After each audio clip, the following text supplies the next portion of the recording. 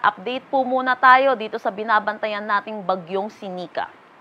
Ito pong low pressure area na binabantayan natin ay tuluyan na naging isang ganap na bagyo kaninang 8 a.m.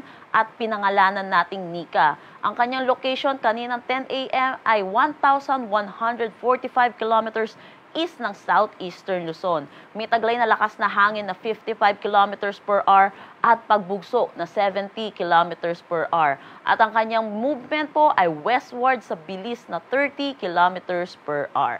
Samantala, ito naman pong satellite imagery natin, meron din tayong other weather systems na nakikita po. Unahin na po natin itong dating bagyong si Marce na nasa labas naman na po ng ating Philippine Area of Responsibility at wala naman ng any direct effect sa anumang parte ng ating bansa.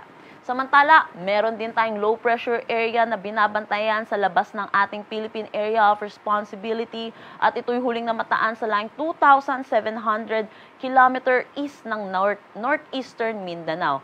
Sa ngayon po, medium chance na siya maging isang ganap na bagyo or possible po siya maging isang ganap na bagyo within the next 24 to 48 hours. Pero dito po muna tayo sa ating binabantayang bagyo na si Nika. In terms of hangin po, meron na tayong tropical cyclone wind signal number 1 dito sa May Catanduanes. So asahan din po natin ang possible na pinakamataas na itataas nating tropical cyclone wind signal dahil dito kay Nika ay signal number 3. In terms naman sa rainfall na dala nitong bagyong Nika, tomorrow noon hanggang Monday noon, asahan natin ang moderate to heavy or 50 to 100 millimeters of rain dito sa may Cagayan, Isabela, Aurora, Quezon, Camarines Norte, Camarines Sur at Catanduanes. So asahan po natin yung mga possible na mga pagbaha at mga pagguho din ng lupa.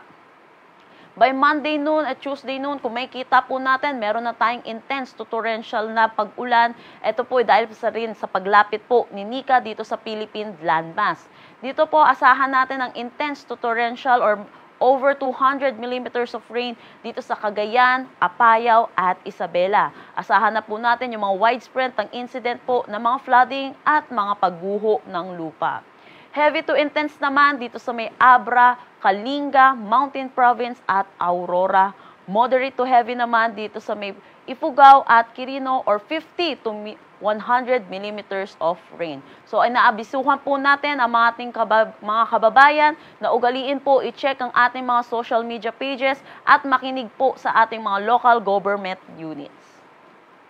Para naman sa magiging track nito ni Nika ay by 24 hours or by November 10, 8 a.m., isa na po siyang ganap na tropical storm at ito'y location po niya 650 kilometers east ng Infanta, Quezon.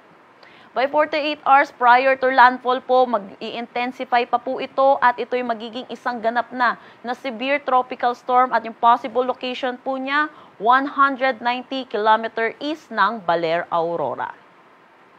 By 72 hours ay severe tropical storm pa rin naman po siya pero nasa labas na siya ng ating Philippine landmass. Pero asahan po natin yung location niya 170 km west ng Bacnotan, La Union. By 96 hours, nasa labas na po siya ng ating Philippine Area of Responsibility or by November 13, Wednesday po itong inaasahan natin na paglabas po niya. Ano po ba yung na-expect natin in terms of hangin po? Bagamat wala pa na tropical cyclone wind signal na nakataas sa anumang parte po ng Batanes, Northern Cagayan, kasama na ang Babuyan Islands at Ilocos Norte, asahan pa rin po natin ang malakas or mga pagbugso po ng hangin. Wala pa rin naman tayong nakataas na anumang gale warning sa ngayon sa anumang seaboards ng ating bansa. Pero asahan po natin possible po bukas ng umaga or ng hapon magtataas na po tayo ng gale warning lalo na po dito sa eastern section ng ating bansa. Pero sa ngayon dahil po dito sa bagyong Nika ay asahan na rin po natin na ang up to 3 meters na mga alon dito po sa northern at eastern seaboards ng Catanduanes at seaboards ng Kalayaan Islands.